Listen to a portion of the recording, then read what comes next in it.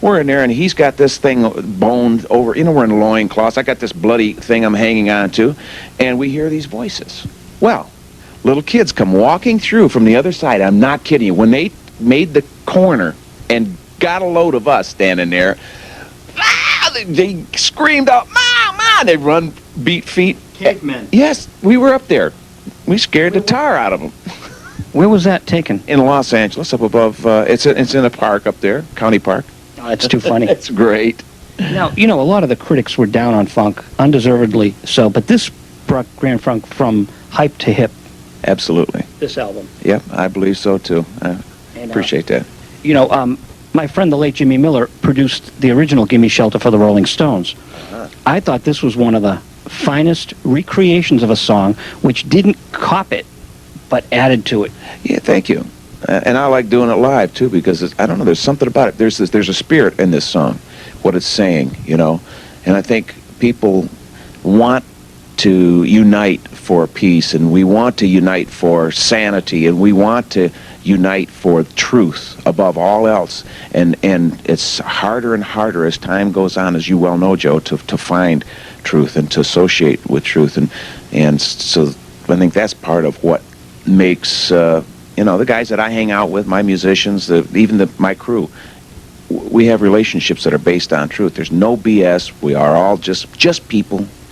We don't raise ourselves up, and I think that's that thing, the denominator, and that's that spirit that men have cried out with, and not just the Grand Funk albums, but there's a lot of people who've reached out with it, and in spite of you know, what you're supposed to live up to as a rock and roll star, I think that is what's, you know, it's caused cult followings of various bands, and Grand Funk was definitely not the least of them.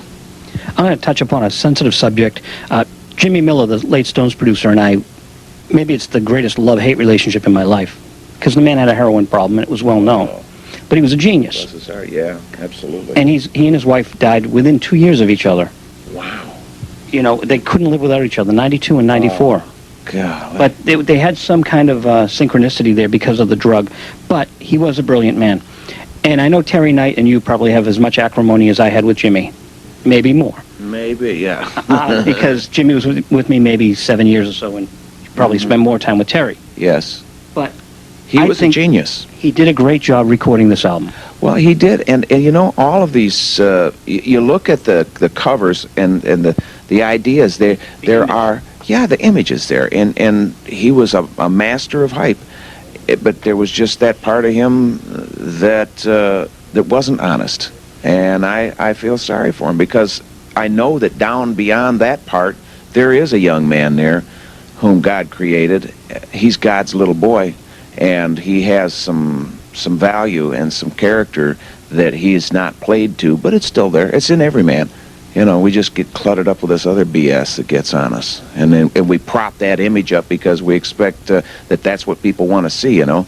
But we spend so much time and energy in the facade that people actually see that we lose track of who we really are. And I just have seen so many times in the music industry, so many examples of the kind of people I don't want to end up being like, because I see the examples. But then on the other hand, I've been able to speak to people on this level, on a human level, on, you know, this is soul that we set and communicate. This is truth that we're talking about here. And I think that Terry, you know, someday he might just snap out of it and give me a call and say, hey, you want to get together and have some coffee? You know, then we'll settle it. But he hasn't called. Not yet. Do you think he's comfortable? Financially, oh yeah, way comfortable, man. I mean, unless he just pissed it all away, I don't know. Could. But that was one phase of your career, and then there were other producers, Jimmy Ienner. Oh, Jimmy Ienner. What a guy. Ienner was a wonderful guy, you know, a brother, a real brother, a smart man, a funny man. He knew how to control, you know, the environment where everybody was getting along. If there was a little rub someplace, Jimmy would take the eraser and just get rid of it. You know, really? Yeah, and you know, that's the kind of people we've been blessed to be involved with throughout the years. guys that really took an interest in us. And I see today so many, it's just, bean counters, bottom line people, and so many people that are out there trying to make it, and bands that want to have success, and they're so vulnerable to, people that will take advantage of them. But in my day, and when Grand Funk was making it, we were involved with people that wanted to be there with us. They wanted to promote us because they liked us. They wanted to book us over here, these promoters, or the guys at Capitol wanted to take this record to the radio station because they liked us. They liked who we were. They liked what we had to say, And now you got... It wasn't just the gold vinyl. Right. they really... Those are great records, though. Yeah. I think so, but I'm a little on the inside. The public thought so too. I mean, Locomotion. How you can take one of the great '60s songs? I mean, who would think that Carole King and Jerry Goffin would come up with a dance that would Can you say it outdid the Twist? It didn't go to #1 as many times, but it's a seminal record. Absolutely, and I don't forget the other gal who had a #1 hit with it as well. After Grand Funk. Okay. Yeah. I forget her name. Bananarama. Did they? I should know these things. It's been a rough day. Look it up. Usually, call Joe. Tell him who that was. really, I love Little Eva's version. Oh, Little Eva's knocked me out. Those drums. Oh yeah, and her voice was perfect. Yeah. Yeah. Yeah. You're in the room with a Todd Rundgren, a Jimmy Ienner, a Frank Zappa. You see these people and their magic, and they bring their magic to the table. And now here it is, years later, but you've absorbed some of that magic. And Jimmy Iovine too. Yes. And Dick Wagner. And Dick Wagner, yeah.